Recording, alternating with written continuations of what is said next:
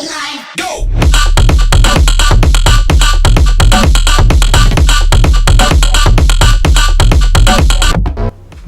Tech Expertന്റെ പുതിയൊരു എപ്പിസോഡിലേക്ക് എല്ലാവർക്കും സ്വാഗതം. ഇത് എന്തിന്റെ വീഡിയോ ആണ് ഞാൻ പ്രത്യേകിച്ച് പറയേണ്ട ആവശ്യമില്ലെന്ന് തോന്നുന്നു. കാരണം നിങ്ങൾക്കിപ്പോൾ ഈ ഇരിക്കണതൊക്കെ കാണാം. മദർ ബോർഡ്, അതുപോലെ തന്നെ PSU, പ്രോസസ്സർ അതൊക്കെ കാണാം. ഒരു മിനിറ്റ്, ഒരു സാധനം വീണു, അതൊന്ന് വെക്കട്ടെ. ഓക്കെ. സോ നിങ്ങൾ ഉദ്ദേശിച്ച പോലെ തന്നെ നമ്മളൊരു PC ബിൽഡ് ചെയ്ത് കഴിഞ്ഞു എന്ന് പറഞ്ഞാൽ ഇതിൻ്റെ ഉള്ളിൽ ഇപ്പോൾ ഒന്നുമില്ല. ഇതിൻ്റെ ഉള്ളിൽ ഇതിൻ്റെ സ്ക്രൂസും കാര്യങ്ങളൊക്കെ ഉള്ളൂ, ഇതിൻ്റെ കാറ്റലോഗൊക്കെ ഉള്ളൂ. ഇപ്പോൾ ഇതൊക്കെ കാലിയാണ്. അപ്പോൾ ആദ്യം നമുക്ക് കമ്പോണൻസ് എന്താണെന്ന് പരിചയപ്പെടാം. അപ്പോൾ ഞാനിപ്പോൾ വലിയ ഡീറ്റെയിൽ ആയിട്ടൊന്നും പറയാനില്ല, കാരണം ഇതേ സെയിം വീഡിയോ ഈ പാർട്സ് സ്പെസിഫൈ ചെയ്തിട്ട് നമുക്ക് എങ്ങനെ ഒരു ടോട്ടൽ ഇതിൻ്റെ CPU മാത്രം പ്രൈസ് ഒരു 41K കഴിഞ്ഞു, 41K കടന്നു. അത് ശരിക്കും ഒന്ന് ഡീറ്റെയിൽ ആയിട്ട് നമ്മുടെ ഗീക്ക് ബോക്സ് അറിയാമല്ലോ, അവർ അവരുടെ യൂട്യൂബ് ചാനലിൽ ഇട്ടിട്ടുണ്ട് 40K PC ബിൽഡ് എന്ന് പറഞ്ഞിട്ട്. അപ്പോൾ അതിൽ നിങ്ങൾക്ക് നോക്കി ഡീറ്റെയിൽ ആയിട്ട് കാണാം. അപ്പോൾ ഞാൻ ജസ്റ്റ് ഒന്ന് കാര്യങ്ങളൊക്കെ പരിചയപ്പെടുത്താം.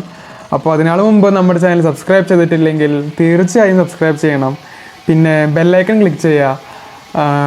So let's get into the video വീഡിയോ. നമ്മുടെ ഫസ്റ്റ് പാർട്ട് എന്ന് പറയുന്നത് ഇവൻ മദർ ബോർഡ്, ജിഗാബൈറ്റിൻ്റെ മദർ ബോർഡാണ്. H410 MHV2 വെർഷനാണ്. ഈ മദർ ബോർഡ് എന്ന് പറയുന്നത് M.2 സ്ലോട്ടൊക്കെ ഉള്ള മദർ ബോർഡാണ്. i5 പ്രോസസറിൻ്റെ ബിഗിനേഴ്സ് എന്ന് വെച്ചാൽ i5 പ്രോസസറിൻ്റെ ഒരു എൻട്രി ലെവൽ മദർ ബോർഡാണ്. ഈ മദർ ബോർഡിന് ഒരു 5500 രൂപയാണ് ഉള്ളത്. ഇനി i5യുടെ ബെസ്റ്റ് മദർ ബോർഡ് എന്ന് പറയുന്നത് നമ്മുടെ ജിഗാബൈറ്റിൻ്റെ തന്നെ B560M മദർ ബോർഡ് ഉണ്ട്, ഗെയിമിംഗ് മദർ ബോർഡ്. അതിൽ i5 കുറച്ചുകൂടി നല്ല ഒരു എക്സ്പീരിയൻസ് ആണ് നമുക്ക് കിട്ടുക. എൻ്റെ ഒരു ഫ്രണ്ട് ഉണ്ട്, ബെങ്കിൽ എന്നാണ് അവൻ്റെ പേര്, ബെങ്കിൽ. അപ്പോൾ അവൻ്റെ മദർ ബോർഡ് B560M ആണ്. അതിന് ഇതും അതും തമ്മിലൊരു 3000ൻ്റെ മേലെ, 3200 അങ്ങനത്തെ ഒരു ഡിഫറൻസ് ഉണ്ട്. അപ്പോൾ ഞാൻ അതിലേക്ക് കടന്നില്ല, ഇപ്പോൾ തൽക്കാലം ഇത് വെച്ചിട്ട് പോകാമെന്ന് വെച്ചു.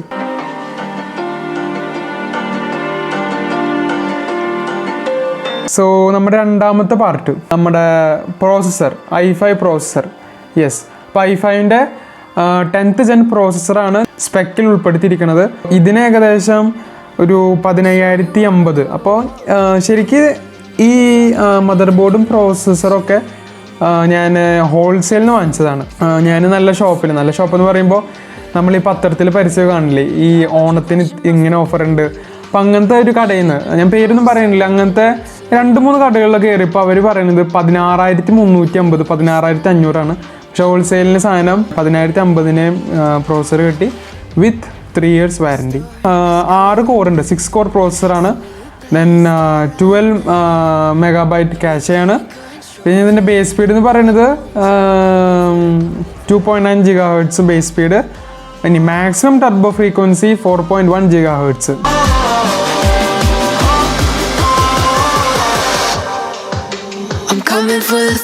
ഇനി അടുത്ത പാർട്ട് നമുക്ക് ഏതാ നമുക്ക് റാം പരിചയപ്പെടാം. ഈ മോളിലിരിക്കുന്നവരാണ് റാം. ഇവൻ 8 GB റാമാണ്.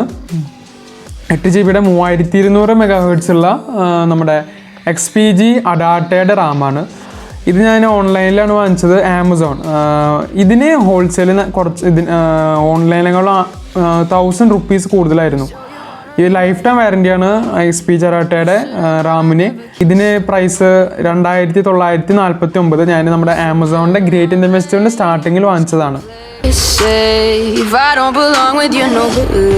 ഇനി നമുക്ക് നമ്മുടെ SSD, ഇവനാണ് SSD. WDയുടെ വെസ്റ്റേൺ ഡിജിറ്റലിൻ്റെ 250 GB M.2 NVMe SSD ആണ്. വിൻഡോസ് നമുക്ക് SSDയിൽ ഇൻസ്റ്റാൾ ചെയ്യാം. അപ്പോൾ നമുക്ക് ഈ ബൂട്ട് ടൈം ഇല്ല, PC ഓൺ ആവുന്ന ടൈം, PCയിൽ നമ്മൾ വിൻഡോസ് ഉപയോഗിക്കുമ്പോൾ ഒരു സ്മൂത്ത്നെസ്, ഒരു ഫാസ്റ്റ്, അതുപോലെ തന്നെ ഷട്ട് ഡൗൺ ചെയ്യുമ്പോഴുള്ള ഫാസ്റ്റ്നെസ്, അപ്പോൾ അതൊക്കെ ശരിക്കും ഈ SSD ഒരു 250 GB SSD നമുക്ക് മതി. അപ്പോൾ ഈ പെട്ടെന്ന് ഓൺ ആവുന്നതും, അതുപോലെ തന്നെ ഡെസ്ക്ടോപ്പിൽ നമ്മൾ ചില ആപ്ലിക്കേഷൻസ് ഒക്കെ ഉപയോഗിക്കില്ല, അപ്പോൾ അതൊക്കെ ഫാസ്റ്റ് ആക്കാൻ ഇത് മതി.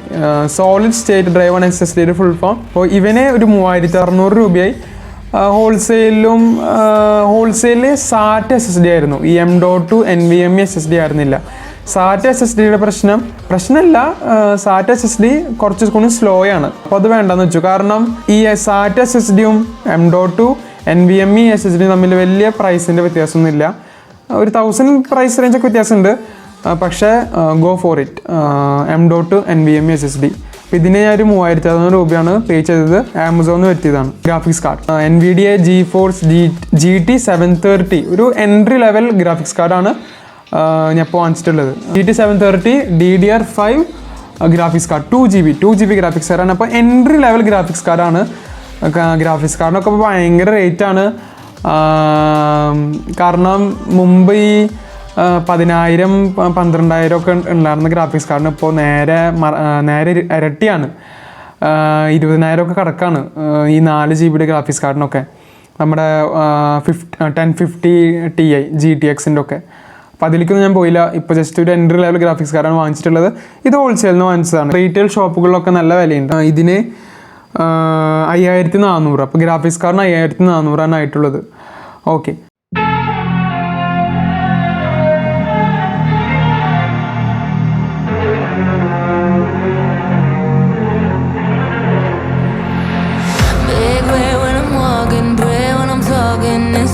സോ നമ്മുടെ നെക്സ്റ്റ് പാർട്ട് നമുക്ക് പവർ സപ്ലൈ യൂണിറ്റിലേക്ക് പോകാം.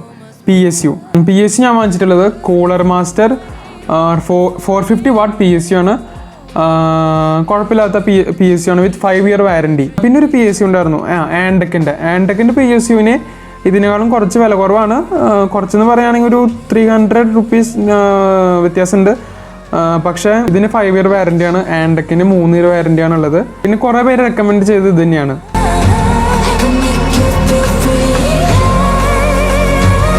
അടുത്തത് നമ്മുടെ ഹാർഡ് ഡിസ്ക് നമ്മുടെ SEAGATE 1 TB ഹാർഡ് ഡിസ്ക്കാണ്. 1 TB HDD ഓൺലൈനിൽ നിന്ന് വാങ്ങിച്ചതാണ്. 3100 അതിനായത്.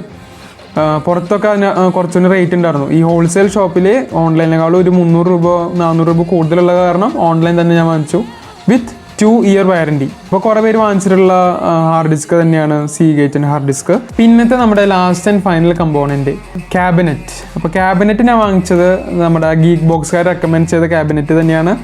ആൻടെക്കിൻ്റെ NX 200 ക്യാബിനറ്റാണ് വാങ്ങിച്ചത്. RGB ലൈറ്റിംഗ് ഒക്കെ ഉണ്ട്. കുഴപ്പമില്ലാത്ത RGB എന്ന് വെച്ചാൽ ഉള്ളിലൊരു ഫാൻ ഉണ്ട്. ഫാനിന് RGB ഇല്ല. RGB എന്ന് പറയുമ്പോൾ ബാക്ക്ഗ്രൗണ്ട് ലൈറ്റായിട്ട് ഞാൻ ഉദ്ദേശിച്ചത്. ഫ്രണ്ടിലെ ഒരു LED സ്ട്രിപ്പ് ഉണ്ട്. കുഴപ്പമൊന്നുമില്ല. ലെഫ്റ്റിലെ ഗ്ലാസ് ആണ്, ടിൻറ്റഡ് ഗ്ലാസ് ആണ്, ആക്രിലിക് അല്ല. 2600 ക്യാബിനറ്റിന് Antec NX 200 അത് ഞാൻ വാങ്ങിച്ചത് ഹോൾസെയിൽ ഷോപ്പിൽ നിന്നാണ്. അപ്പോൾ ഇതൊക്കെ ഞാൻ സെപ്പറേറ്റ് ഇങ്ങനെ വാങ്ങിച്ചിട്ട് കുറച്ച് ആമസോണിൽ നിന്നും കുറച്ച് ഈ ഹോൾസെയിൽ നിന്ന് വാങ്ങിച്ചിട്ട് തൃശ്ശൂരിലൊരു ഷോപ്പിൽ ഞാൻ അസംബിൾ ചെയ്യാൻ കൊടുത്തു. അപ്പം അങ്ങനെയാണ് ഈ കുഴപ്പമില്ലാത്ത ഒരു ബഡ്ജറ്റ് എഡിറ്റിംഗ്. ഞാൻ ഉപയോഗിക്കുന്നത് നമ്മുടെ പ്രീമിയർ പ്രോ അങ്ങനത്തെ ആപ്ലിക്കേഷൻസ് ഒന്നുമല്ല. വണ്ടർഷെയർ ഫിൽമോറ ഞാൻ പണ്ട് അതന്നെ ഉപയോഗിച്ചിട്ടുണ്ടായിരുന്നത്. ഞാൻ മുമ്പ് ഉപയോഗിച്ചിരുന്ന കമ്പ്യൂട്ടറിനേക്കാളും നല്ല ഒരു സ്മൂത്ത്നെസ്സിൽ നല്ലൊരു ക്വാളിറ്റിയിൽ എഡിറ്റ് ചെയ്യാനും അതുപോലെ എക്സ്പോർട്ടിങ് ടൈമൊക്കെ ഭയങ്കര കുറവാണ്. പെട്ടെന്ന് നമുക്ക് എക്സ്പോർട്ട് ചെയ്ത് തരാം. സമയം നന്നായിട്ട് ലാഭിക്കാം. GTA 5 ഒക്കെ നിങ്ങൾക്ക് അത്യാവശ്യം നല്ല FPS 720p കളിക്കാൻ സാധിക്കും. പിന്നെ അവിടെ ഇരിക്കുന്ന മോണിറ്റർ ഞാൻ മാറ്റിയിട്ടില്ല. പിന്നെ അപ്ഗ്രേഡ് ചെയ്യാമെന്ന് തോന്നി. അത് ഡെല്ലിൻ്റെ മോണിറ്റർ തന്നെയാണ്. ഡെല്ലിൻ്റെ കുറച്ച് പഴയ മോണിറ്ററാണ്. പിന്നെ UPS പുതിയത് വെച്ചു. UPS ഞാൻ ഫിംഗേഴ്സിൻ്റെയാണ് വാങ്ങിച്ചിട്ടുള്ളത്. ഫിംഗേഴ്സിൻ്റെ കുഴപ്പമില്ലാത്ത UPS വിത്ത് 2 year വാറൻറ്റി. അപ്പോൾ അതും ഹോൾസെയിൽ ഷോപ്പിൽ നിന്നാണ്. ഇതൊരു പുറത്ത് നമ്മൾ ഈ പ്രമുഖ ഷോപ്പിലൊക്കെ പോയിട്ട് ഇങ്ങനത്തെ ഒരു സ്പെക്ക് പറഞ്ഞാൽ അവർ പറയണത് ഒരു 47 48 അങ്ങനത്തെ ഒരു റേഞ്ചാവും.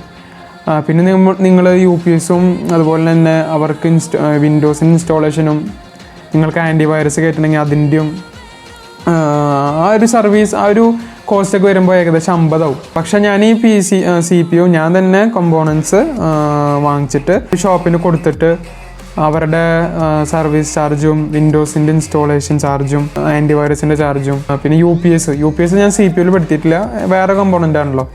അത് എല്ലാം കൂടിയിട്ട് ഒരു 45 ആണ് ആയത്. ഇതെല്ലാം പുറത്തെ ഷോപ്പിൽ നിന്ന് വാങ്ങിക്കുകയാണെങ്കിൽ നിങ്ങൾക്ക് 50,000 എന്തായാലും 50,000 എന്തായാലും കയ്യിൽ നിന്ന് പോകും. ഒരു ബഡ്ജറ്റ് എഡിറ്റിംഗ് PC എന്ന് വേണമെങ്കിൽ നമുക്ക് വിശേഷിപ്പിക്കാം. അപ്പോൾ അങ്ങനെയാണ് ഇതിൻ്റെ കാര്യങ്ങൾ. സബ്സ്ക്രൈബ് ചെയ്യുക, തൊട്ടടുത്തുള്ള ബെല്ലൈക്കൺ ക്ലിക്ക് ചെയ്യുക. അപ്പോൾ നമുക്ക് അടുത്ത വീഡിയോയിൽ കാണാം. So thank you and bye. La la la la la la la la.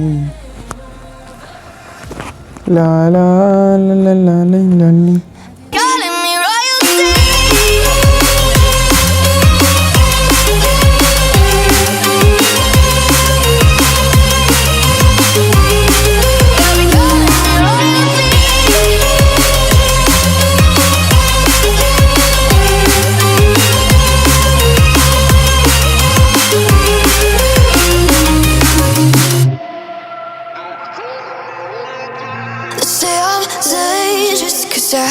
Broke all the cages, no, I won't sit and take it. No, no. They left me for dead, I guess I'll never learn. Every time I break, there's just more pain to burn. They'll never